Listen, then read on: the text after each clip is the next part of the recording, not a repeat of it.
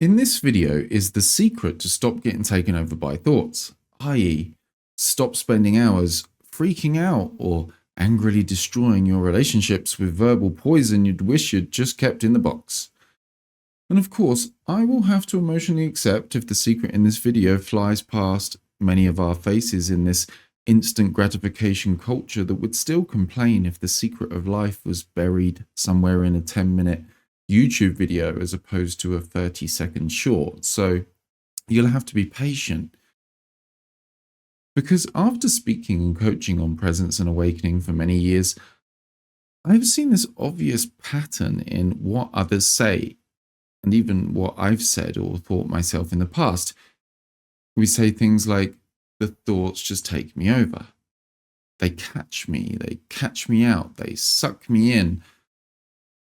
I've even heard arguably the world's most famous spiritual teacher on presence talk about thoughts pulling you in or people possessed by their thinking. But is there a problem baked into what we're trying to express here? You see, and now this is really important, right?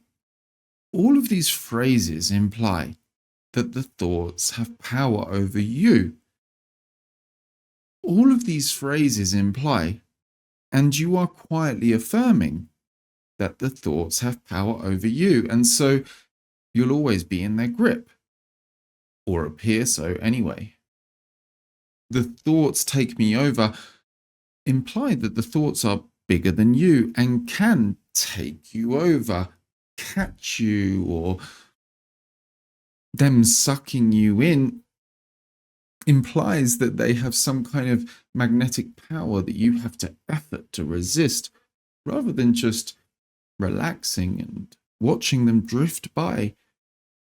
Even the title of this video is a complete misnomer. Now, I get it. Language is an inherently tricky tool around these topics, right?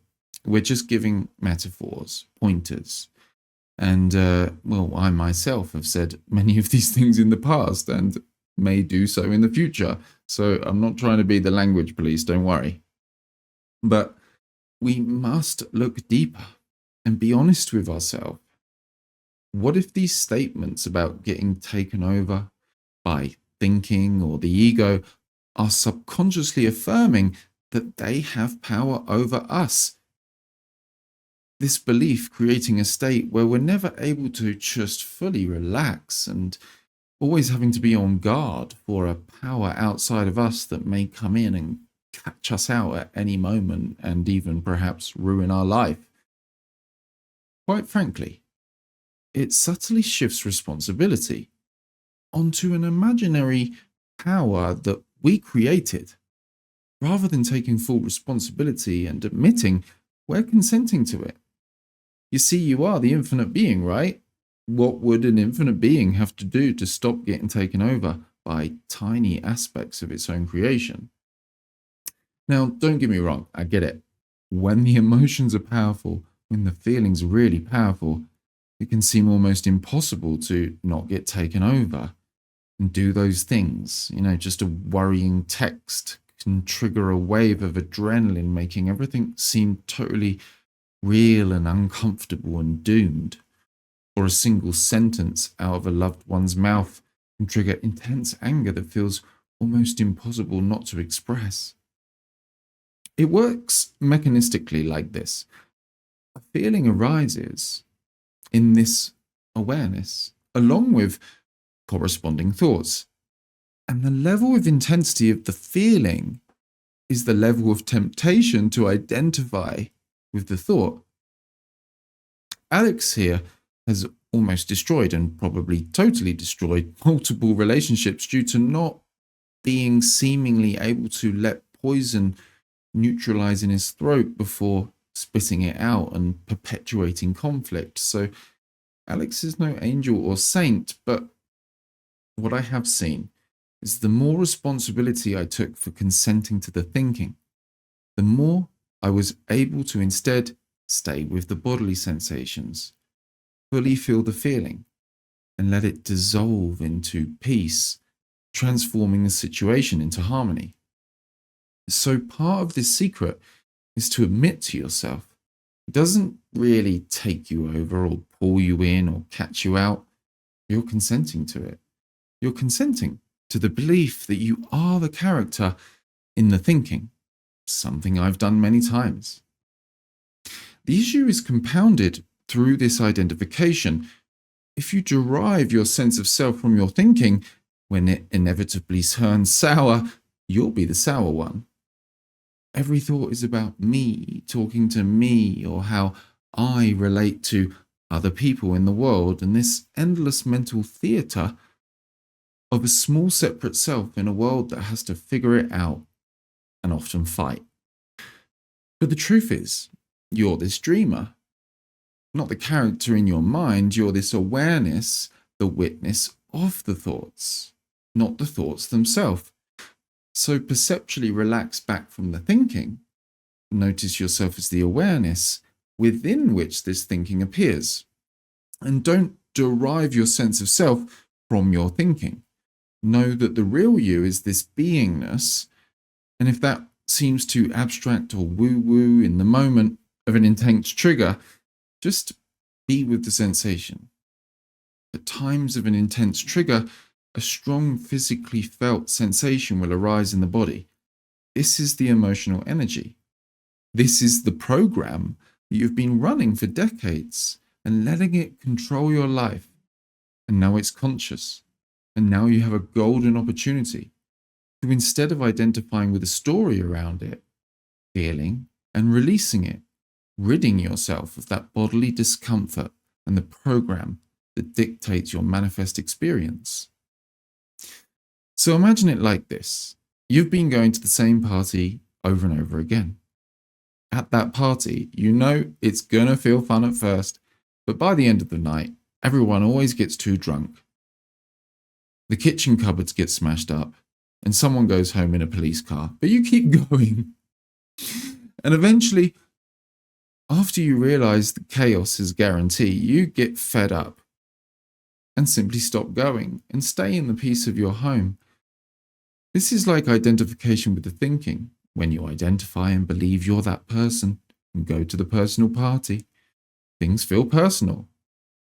A world where people conflict and endlessly worry about many things that most of which will never happen. So when you stay as your home as awareness, you stay in your peace and you have everything you need at your fingertips. Yes, at the times of intense emotional spikes, resting as being and non-identification can feel challenging, but never forget the ultimate power is you. Imagine it less as a thing that has a magnetic power or an entity that can possess you, and more as just a habit of behavior. Like, let's say you kept all the dishes in the same kitchen cupboard for 20 or 30 years, and then you move them to another cupboard. What's going to happen for the first week or two when you take them out the sink or the dishwasher? You're going to, seemingly automatically, keep trying to put them in the wrong cupboard until your whole being knows that they don't go there. Now, does that cupboard have a magnetic pull? Is it pulling the dishes in? Or is it just an unconscious habit that's quickly becoming conscious? This is similar. The thoughts don't really pull you in. All that's happening is a habit of your attention going there. But when you see over and over again that it's completely empty, you'll eventually stop going there. We all do. Remember, the thinking is only there because all of this often subconscious and suppressed feeling, the primary driver of these thoughts are the feelings. Even if the feeling is super intense, it may fuel the most intense temptation, but you don't have to identify. The power only ultimately lies with you.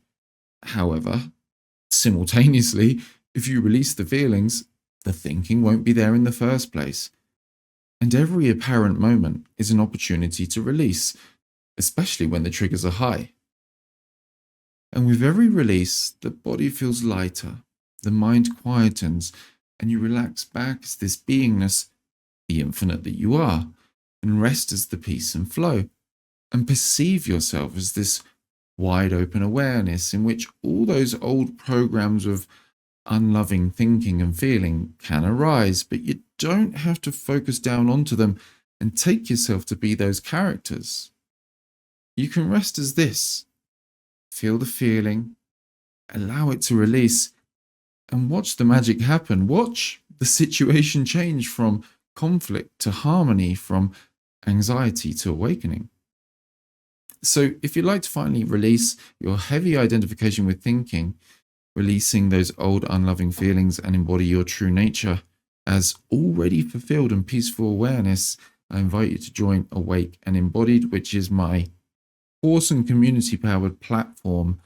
Live calls with me currently on Sundays and Wednesdays, which most of you should be able to access.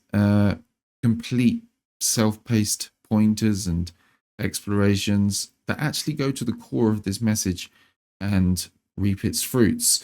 So it's for those who are finally fed up with mental stories dictating everything, and you're a bit serious about going all the way to inner freedom. The link with all the info is in the description. See you in the next one. Peace.